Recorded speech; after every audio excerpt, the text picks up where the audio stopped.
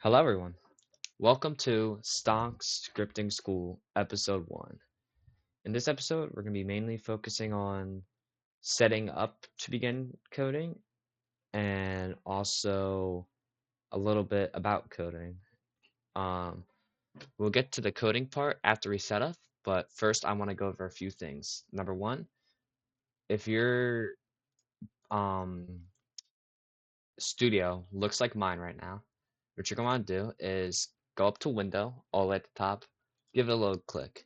You're going to click Properties, go back to Window, Explorer is going to give you like the little side menu that tells you all the objects and stuff, and open up the output. The output is going to be your best friend when you start coding because essentially it tells you if you mess something up, where you mess something up, and a little bit of a hint on how to fix it. Anyways, today I'm just going to teach you a little bit about it. So what you're going to do is head over to the Explorer, and in Server Script Service, you're going to start a new script. Every script that you open is always going to have a print hello world.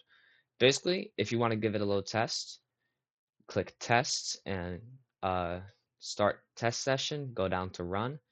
If you click it, it's going to say hello world.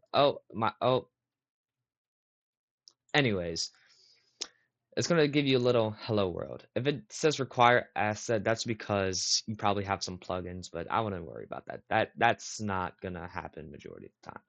Anyways, first thing I'm going to teach you today is variables. Variables are the simplest and most easy thing you will ever learn while coding.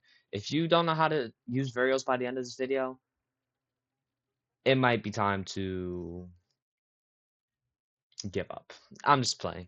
You'll get them eventually.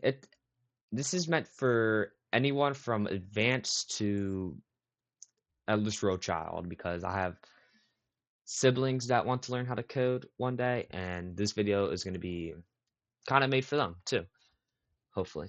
All right. So first thing you do whenever you get a script is get rid of the hello world. You're never going to need that. All right. So you're probably wondering, what are these variables that I'm talking about? A variable is something that it's like a box essentially. It can hold anything that you desire, but it only has one slot. Therefore, I can't put multiple of different values inside of one box. I can have the same value multiple times in that box, but I can't have multiple different separate values. I hope that makes sense. But first, I'm going to teach you how to declare a variable. Now, there's two ways. We have the unholy way, which you just type your name, variable 1 is equal to 1. This horrible. Don't ever, if you use that, I'm coming to your house and finding you.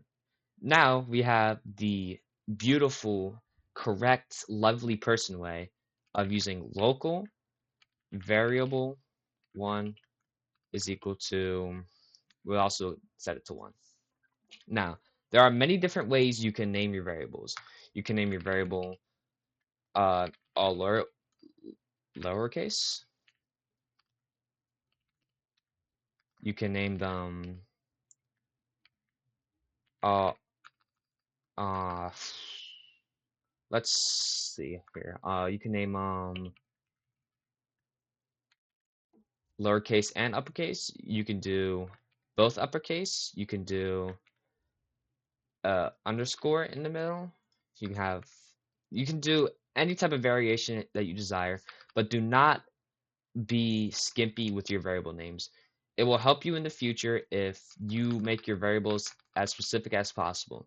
Imagine this. You are 1,000 lines into code and you're trying to remember a variable that you named 2 letters. Like let's say you named a let's see, Stonkbot scripting school is equal to Stonk scripting school. Now imagine you're 1,000 lines down.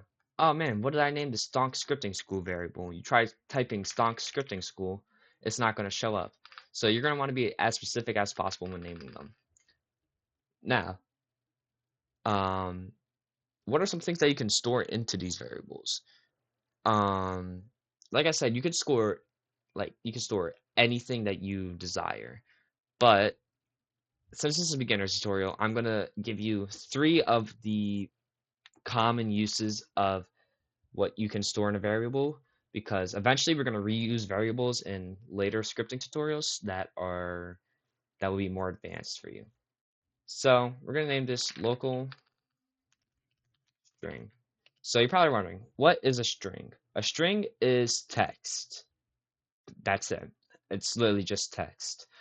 But when you are naming when you are declaring a string, you must use quotation marks, or else Roblox thinks that regular text without quotation marks is a empty variable. And if you're not doing anything with a variable, it will it'll mess up. It's going to give you a syntax error, which means your code is wrong in one way or another. So we're going to name this string. We're going to put the value string inside a string. Now we're going to do local number is equal to 1. A number value is literally any numerical value, which means it could be from negative infinity to infinity. So there's no really limitations with this. Now, Boolean values. Now, the name sounds scary, but I promise you, it's not as scary as it sounds. It is literally this, true or false. It can only be one. Now, you can change the values of variables later, but we're not going to be doing that for at least a couple tutorials. But yeah, one more thing to note when you are naming variables, they can never start with any number or sign or like minus underscore, none of that, all right? Because if so, it like messes up. So it has to start with a letter or else your variable won't make sense.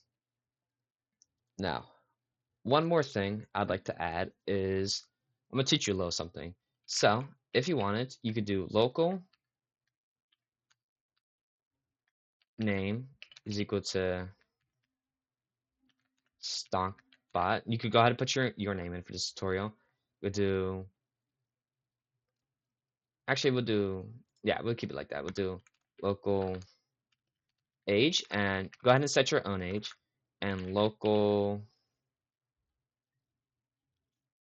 is name this one is cool and we'll put that to true. So now what we're gonna do down here is the print statement, as you saw earlier, is it's a cool little function. So what we're gonna do is we're gonna put name dot dot. Putting double dots means that you are adding on to the code. Therefore, it's not gonna like stop yet. It means you're still adding more. You can also use commas, but I like this one because it means that like it's like an add-on, not like it's not also something else, you know? So like so yeah.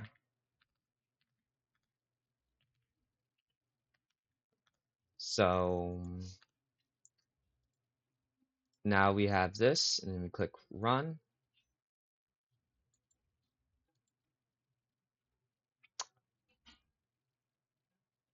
Um okay, that's my bad. For this instant, you're gonna want to use commas. Oh, that's embarrassing. So, yep. Now that's how you use a print statement and variables. Um, yeah. Anyways, that's gonna be the first tutorial. Thanks for watching. I'll see you guys in the next one.